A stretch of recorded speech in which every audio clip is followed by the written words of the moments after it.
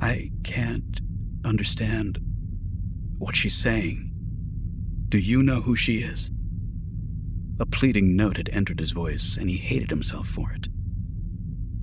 They are the memories of a dead man. Vader came closer, his physical presence lending weight to his words. A side effect of the accelerated cloning process and the memory flashes used to train you. They will fade. What if they don't? Then you will be of no use to me. Starkiller straightened. For the first time, that fact had been said aloud.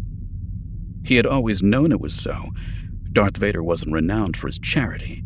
But to hear it stated so boldly that this Starkiller, this clone, would be disposed of like some faulty droid if he didn't pull himself together soon, had a profoundly focusing effect. Not for long.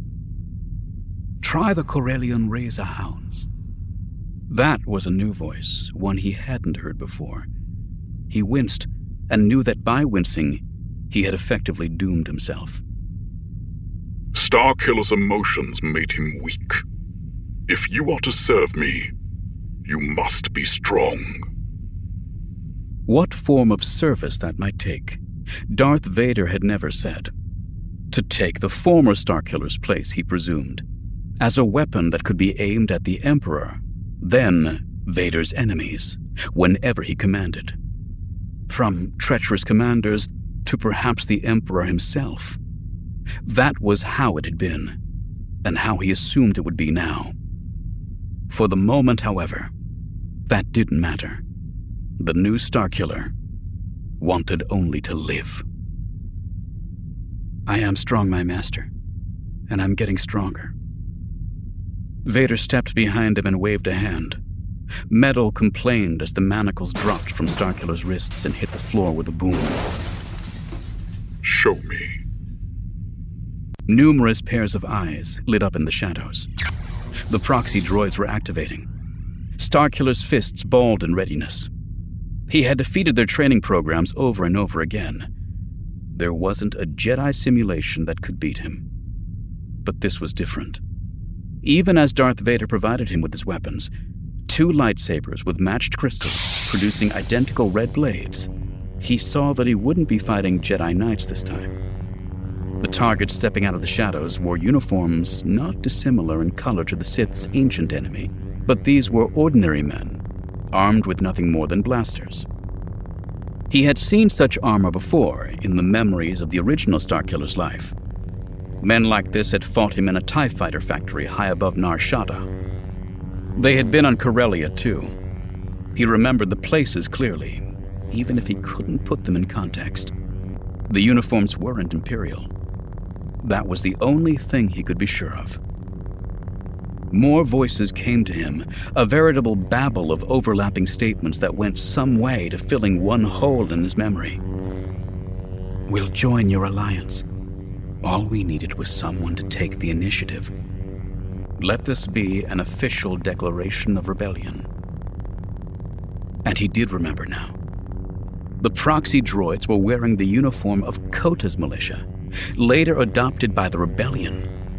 The rebellion, the original Starkiller, had brought into being through a mixture of deceit and something that felt, through the obscuring veils of the cloning process, remarkably like sincerity. You must destroy what he created, Darth Vader intoned. Starkiller ground his teeth together. If he was going to survive the coming minutes, he had to concentrate. He wasn't really destroying the rebellion, just an imitation of it. And what did the rebellion matter now anyway? It existed. The original Starkiller was dead. He needed to move on. The troopers rushed him from all sides. Twin red blades flashed as he met their advance, spinning and slashing with an easy grace that belied the strength behind it. Mastery of the Jarkai dual lightsaber fighting style hadn't come easily, even given his inherited knowledge of the Naiman and Ataru techniques. Using 2 blades came with both advantages and disadvantages. Although he could attack or defend himself against more than one opponent at once, he could only wield his lightsabers one-handed, reducing the power of his blows. Building up his physical strength had therefore been a key part of his training on Kamino, starting with simple weights and graduating to combat training with droids like these.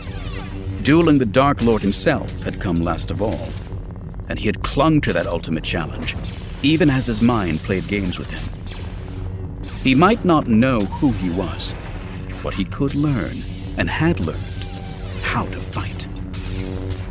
Fight he did, deflecting every attack the foe rebels dealt against him, singly or in pairs and trios. Holographic limbs and blasters were no match for his blades.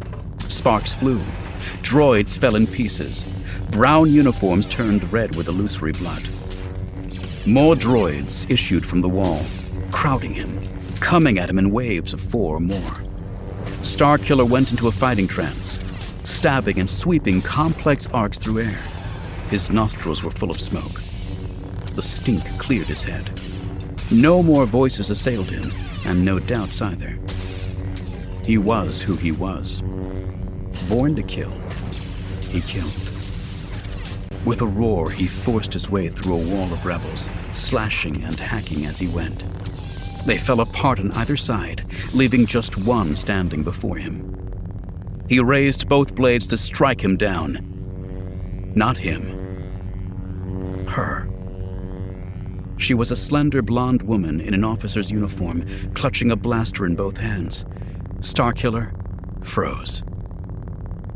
He knew that face. He took a step toward the woman. "You're still loyal to Vader, after all he did to us, branding me a traitor and trying to kill you." "No," he said. The words in his head wouldn't be drowned out. "I saw you die, but you've come back." "No," he repeated, raising his blades. "Don't make me leave another life behind." "No!" The woman cowered before him. "Wait," she said in a voice identical to the one in his head. "Don't!" "Now the fate of this alliance rests only with you." He lowered his blades, stunned out of his fighting trance. The voices were the same. Memories stirred in his mind. Images of the woman before him came in a bewildering rush. Vader wanted him to destroy everyone the original Starkiller had fought with, and that meant this woman, this rebel officer, this... Juno. "Yes," she said. Strike her down, came the command from Vader. I can't, You must learn to hate what he loved, said Vader, and suddenly, it was just the 3 of them in the center of the droid-strewn training ground. Starkiller, the Sith who had created him, and a woman from the first Starkiller's past.